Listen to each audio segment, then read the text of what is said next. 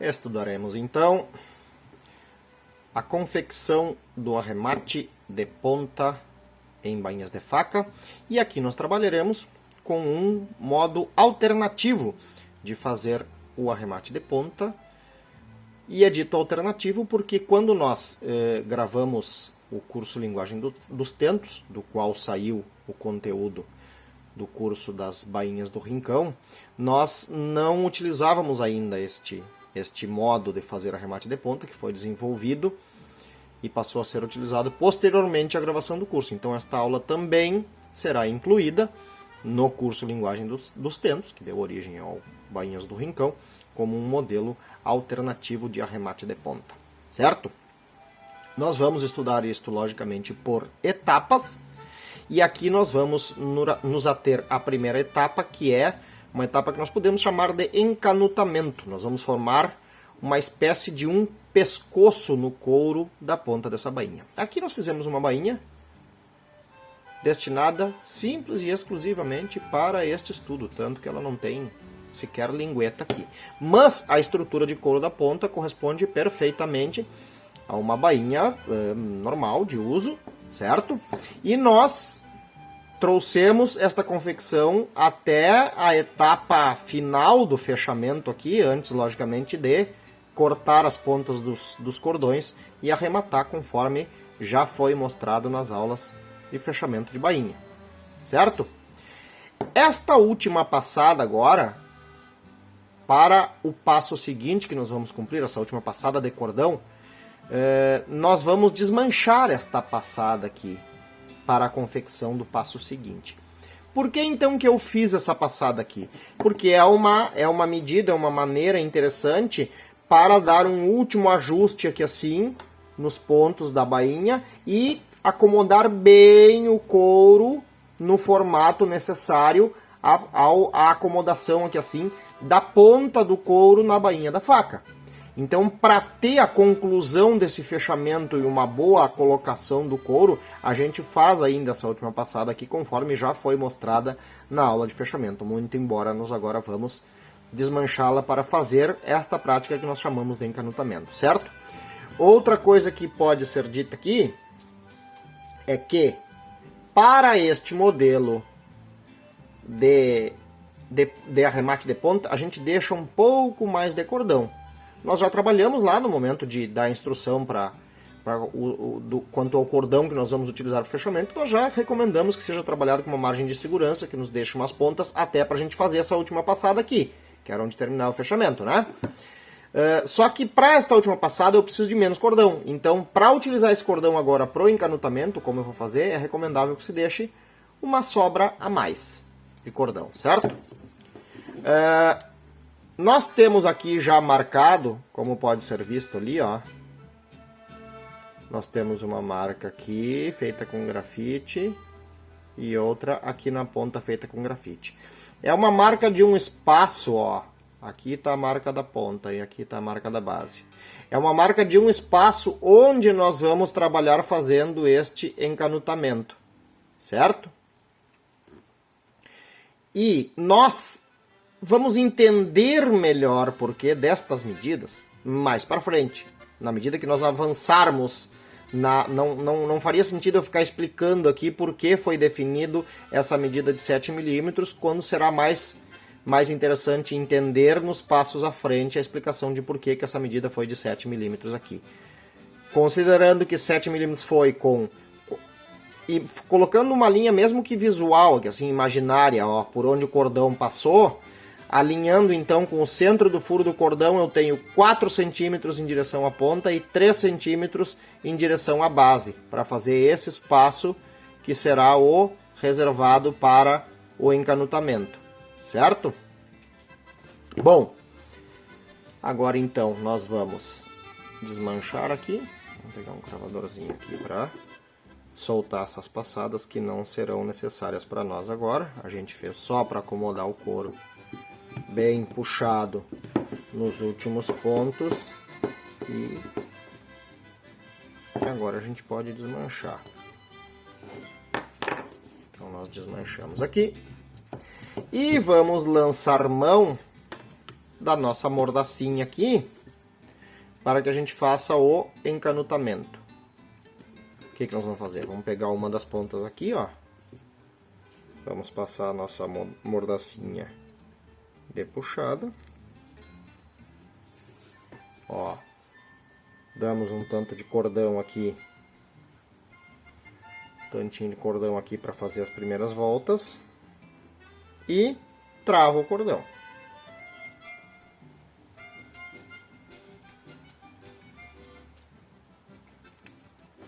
Certo? Travado o cordão, qual é a próxima observação agora? Ó? Para começar o encanutamento, duas coisas. Primeiro, vou puxar esse cordão para trás aqui, para ele ser travado pelo outro, certo? Depois, olha só, eu começo, vou fazer esse encanutamento. O começo dele eu tenho que observar a direção do próprio cordão. Eu não posso trabalhar com ele enrolando no sentido contrário ao que ele vinha, ó. Ele sai de dentro do furo apontando para lá. E esta orientação eu tenho que seguir. Por quê? Porque se eu puxar aqui, eu corro o risco de rasgar o couro tensionando o cordão. Então eu puxo no mesmo sentido que o cordão se movimenta ao sair do furo, é onde eu começo, ó. Aqui eu fiz 2 voltas e meia, completando a meia volta pelo lado de baixo. E aí já posso dar a primeira tensionada, ó. Seguro ali e puxando com a minha mordacinha eu tensionei. Agora, ó, caberão aqui mais 2 voltas e tensiono novamente. Com 4 voltas eu já posso dar um passo para frente, ó. Eu só puxo o cordão em diagonal para mudar o enrolamento dele para o lado da base em direção à ponta, ó. E aqui dou mais uma puxada. O que vai acontecer aqui, ó?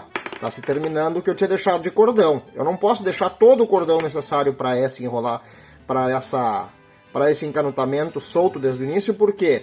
Porque isso não me permite dar a mesma tensão que eu preciso para fazer esse cordão calar aqui. Então, para fazer esse cordão calar bem forte, é que eu trabalho com uma sobra de cordão aqui assim para o encanutamento mais curto, certo? Então é melhor eu trabalhar com uma quantidade inicial, ó. Depois eu solto a trava e dou um pouco mais de cordão. E aí travo novamente.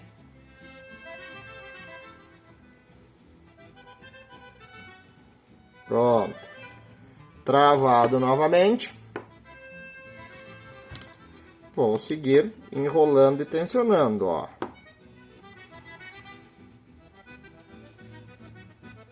Mais 2 voltas. E tensiono. Tensiono novamente. Pronto. Agora eu observo. Ó. Ainda está dentro dos limites. Sim, mas o bom é que o cordão fica encostando naquela marca que eu fiz ali, ó. A marca de grafite que eu fiz de um lado e de outro. Pro lado da base ainda periga dar para eu fazer 2 voltas. É claro, o que acontecia? Quando eu tinha menos volta antes, cada vez que eu tensionava, eu empurrava as voltas para cima. Agora, na medida que eu encanutei um pouco mais pelo lado da ponta, esse cordão estará mais travado. Então eu vou completar o espaço pelo outro lado. Logo na sequência, ó, aqui com uma volta a mais. E, gente, tensão aqui é forte. É algo próximo ao limite de resistência do cordão. Pronto, agora aqui sim, ó. Já encostei na marca ali, ó. Encostado na marca, eu novamente, ó, agora com 2 voltas em diagonal, ó, eu desloco novamente o cordão pro lado da base. E aqui, ó, com essa volta aqui, é possível que puxando agora eu já alcance também. Ó, alcancei também pelo lado da base, ali, a marca de grafite que eu tinha feito. Pronto. Dou uma última puxada. E aí, basta eu fazer o arremate. Fazer o arremate eu posso soltar aqui e refazer a trava mais curtinha na ponta ali, ó. Pronto.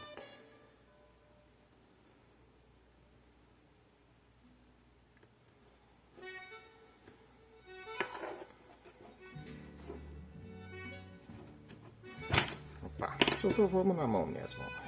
Porque a tensão que eu precisava para ajustar já foi dada, ó. Agora eu só tô dando umas voltas aqui a mais para reforçar a segurança desse atado, né? E um nozinho simples aqui.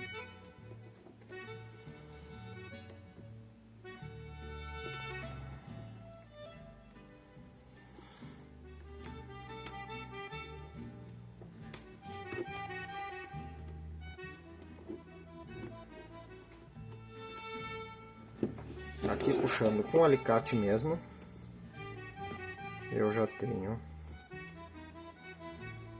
dada a condição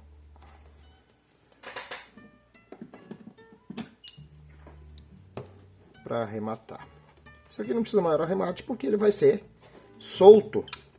Então o arremate aqui é só para ter o encanutado que for por baixo das últimas voltas, que são as de segurança, e esse atado fixo, de maneira a essa pressão que o cordão exerce no couro, nós vamos deixar esse arremate descansar de maneira que ele fixe essa pressão aí sobre o couro, certo? Convém dizer que antes de fazer isso aqui a gente lança a mão da nossa boa e velha SVG, né? Saliva velha guasqueira. Ah, nota que ele tá até um pouquinho mais escuro aqui, ó. O couro tá um pouquinho mais escuro aqui, por quê? Porque a gente passou um pouquinho de saliva aqui na ponta, pro couro tá levemente umedecido, nessa parte aqui assim, onde ele vai ser pressionado pelo atado. Agora é deixar isso aqui descansar. Se houver condição de fazer isso aqui à tardinha e deixar posar desse jeito, é a melhor alternativa. Se não, se encaixa aí algum outro trabalho durante o tempo em que ele estiver em descanso, pelo menos umas 2 horas, é bom que descanse, certo? Mas se houver a possibilidade do pernoite, é uma alternativa interessante. Feito encanutado, em seguida damos sequência nesta técnica. Retomando então o nosso estudo de confecção do arremate de ponta, aqui nós já soltamos novamente o encanutado que foi feito na primeira etapa, certo? A quem possa interessar, isto foi feito depois de descansar por um pernoite. Então, essa sequência da gravação está sendo feita no dia seguinte à primeira parte. E eu coloquei esses cordões assim porque alguém de repente pode ter se perguntado, tá, mas e por que o Alexandre deixou 2 pontas, sobra nas 2 pontas de cordão e utilizou apenas uma para fazer o encanutado? Bom, consideremos que o cordão é o insumo assim, de mais baixo custo no fechamento de uma bainha, ou melhor, na confecção de uma bainha, certo? E tanto que nós temos um cálculo lá, como é mostrado no início do fechamento, quando a gente coloca o cordão para fechar, a gente vai cortar uma fração de cordão, o nosso cálculo ele é impreciso. Por quê? Porque é melhor trabalhar com sobra do que ter o transtorno de faltar. A mão de obra, no caso de uma falta de cordão, é muito mais caro o tempo de mão de obra para compensar uma falta de cordão do que a sobra de cordão que eu tenha eventual. Bom, ainda assim, cabe mais uma explicação aqui. Por segurança, a gente deixa a sobra nas 2 pontas, por quê? Vou explicar aqui. Lembram que nós fizemos o que aqui? Começamos o encanutado para trás, travando uma ponta, demos 2 voltas, certo? E aplicamos tensão. Sobrou espaço para trás, mas ainda assim eu não continuei o encanutado para trás. Eu fiz o que aqui depois de aplicar a primeira tensão? Cruzei para a ponta e segui o encanutado para frente, certo? Agora, imaginando assim, ó, digamos que ao chegar ao fim aqui do que eu queria de encanutado para frente, aplicando tensão, eu percebi que eu fiquei apertado de ponta para fazer o encanutado para trás. E lembro que na primeira parte do vídeo aqui, a gente acabou no fim ajustando com a mão, né? Então, se eu tenho uma ponta que de repente se mostra insuficiente para dar sequência, eu posso simplesmente arrematar aqui do mesmo jeito que já foi mostrado o arremate, arremato esta ponta e dou sequência com esta outra que ficou travada aqui. Claro que observando também do mesmo jeito o sentido do cordão. Se na primeira eu puxei respeitando o movimento do cordão no sentido em que ele estava direcionado ao sair do furo, a outra aqui eu vou fazer a mesma coisa e vou puxar no sentido inverso. Então eu arremataria esta ponta aqui, se ela fosse insuficiente para concluir o encanutado, e daria sequência com a outra ponta aqui para trás. Concluiria o encanutado e arremataria esta segunda ponta, certo? Então, por isso, é importante que eu tenha a sobra parelha no meu cordão, para um caso de necessidade, eu utilizar as duas pontas. Se não for necessário, lógico, com uma única ponta eu posso fazer este encanutado. Bueno, daqui para frente, ó, nós temos aqui o que nós chamaremos de pescoço, né? Que é esse formato aqui assim, que forma uma espécie de um carretel, vejam. Nós temos uma fração mais baixa de couro e duas pontas, como nós temos dois limitadores, como nós temos no carretel. Vejam bem, num carretel é para que nós temos esse formato? Para a linha não disparar, né? Para a linha não desenrolar. Aqui no nosso remate de ponta nós temos esse formato de carretel, esse nosso pescoço aqui, justamente para formar uma trava.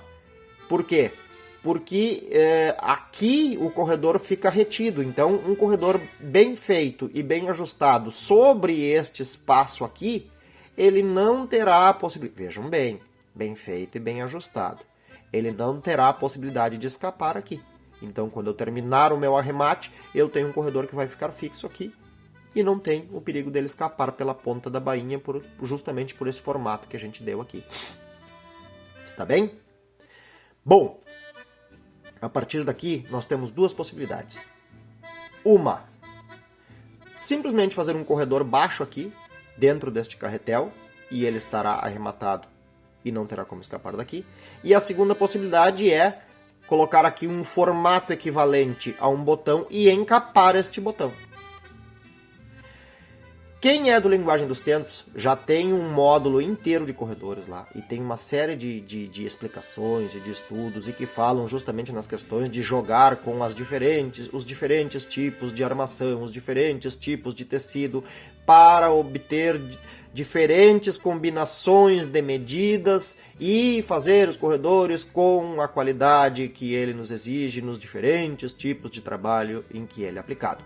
Então, todo este conhecimento pode ser, logicamente, aplicado aqui para escolher que tipo de armação e tecido será aplicado aqui no caso de se utilizar um corredor baixo aqui assim em cima do pescoço, certo?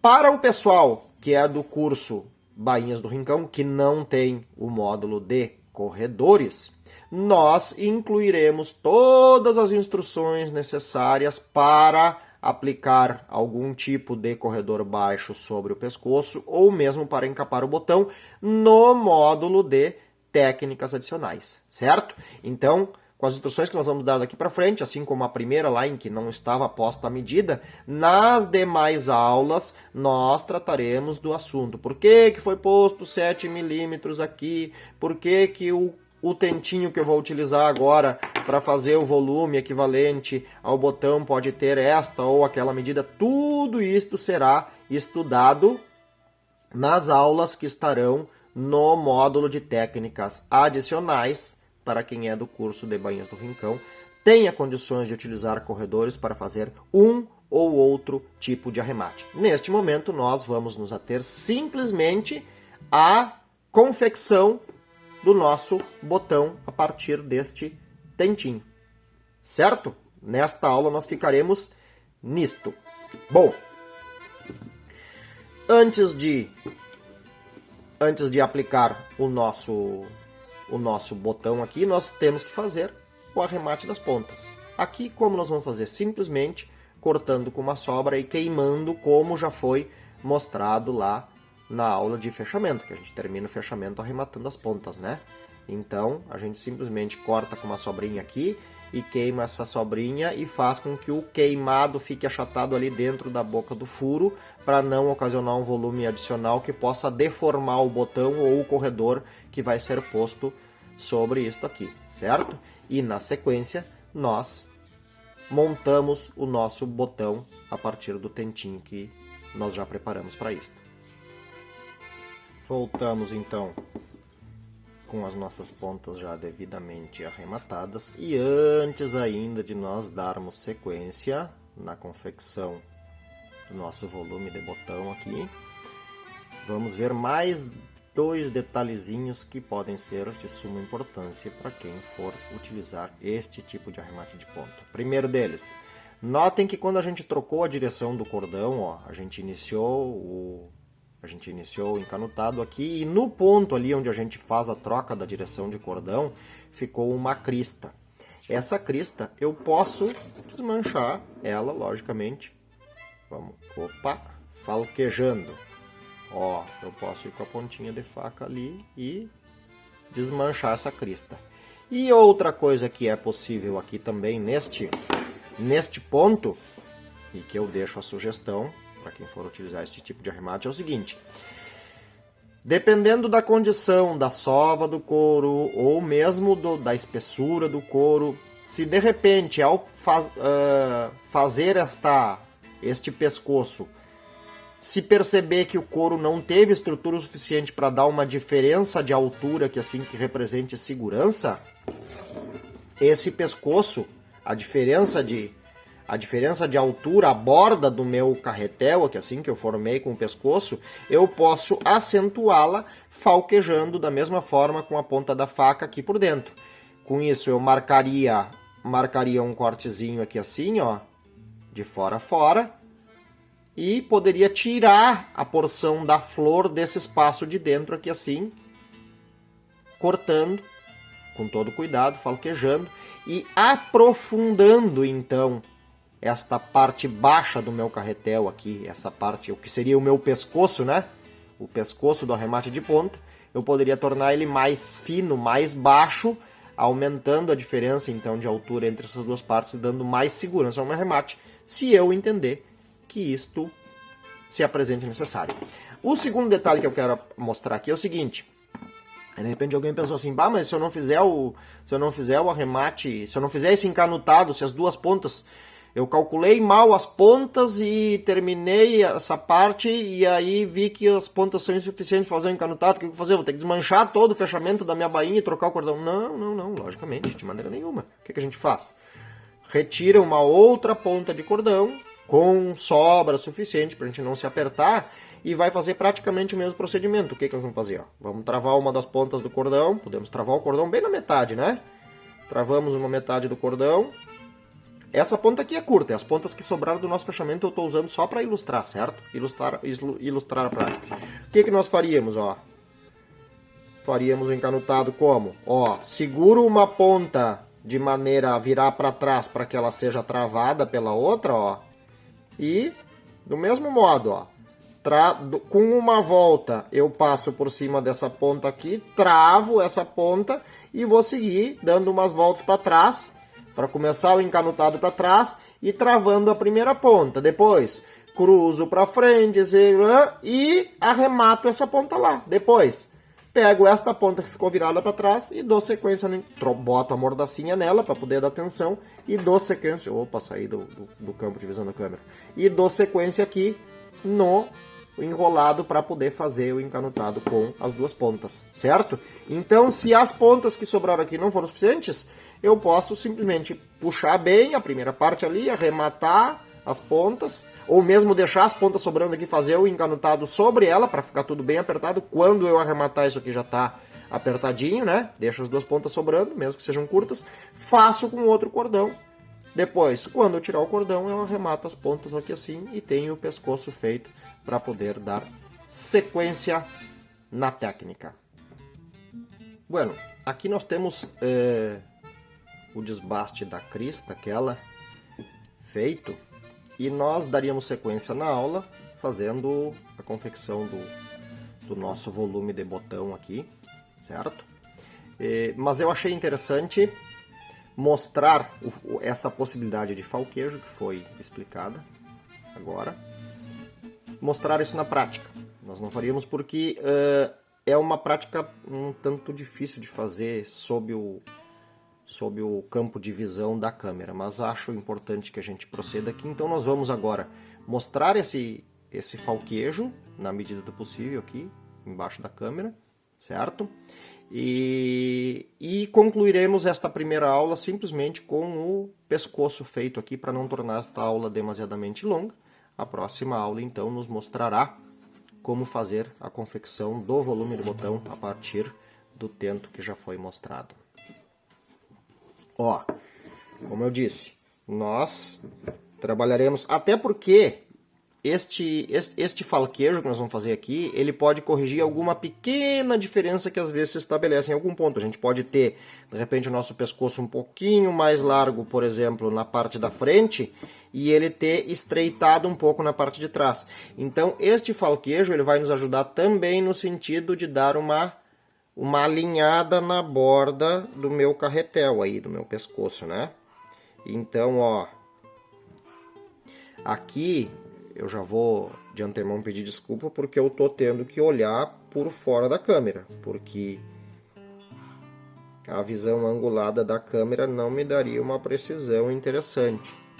E, logicamente, a posição de visão e braços com a manutenção do campo de visão da câmera me dificulta bastante. Essa é uma prática que eu precisaria estar melhor posicionado para efetuar a prática, certo? Então, aqui eu estou num risco sério de imprecisão, acabo demorando muito mais. Por quê? Porque eu não tenho uma boa posição. Eu teria que estar trabalhando com os meus braços, minhas mãos posicionadas à disposição do meu campo de visão e não da câmera. E aqui eu estou tendo que dividir a visão do que eu estou fazendo com a câmera. Isso acaba prejudicando a técnica, certo? Quem for... um cuidado importante, não cortar, logicamente, as pontas, né? Então, quem for fazer essa prática sabe que vai buscar uma posição, logicamente, de braços que coloquem o trabalho numa boa condição de controle visual.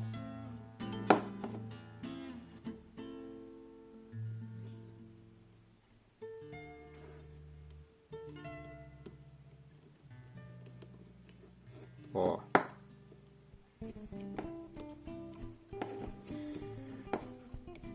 É um trabalho minucioso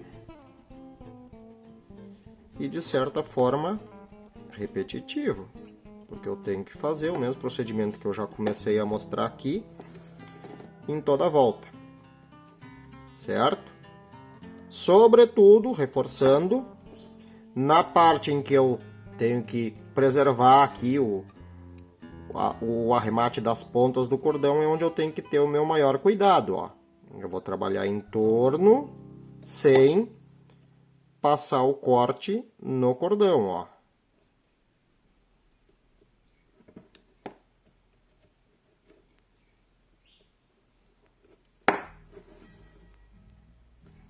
E assim eu vou dando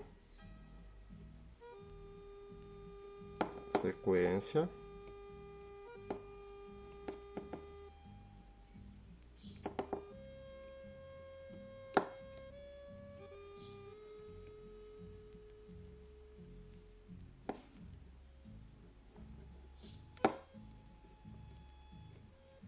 Ó. Certo? Creio que até aqui seja suficiente. Aqui passando do cordão. Opa, vamos voltar.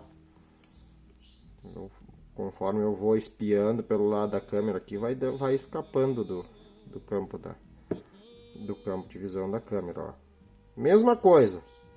Toma o cuidado de falquejar em torno do cordão sem cortar a ponta. E assim eu vou dando sequência. Eu acredito que até aqui já seja suficiente, porque, como já disse, daqui para frente eu só vou seguir em toda a volta fazendo o mesmo que eu já fiz até aqui, marcando a borda com o fio da faca e falquejando com a pontinha pelo lado de dentro, ó.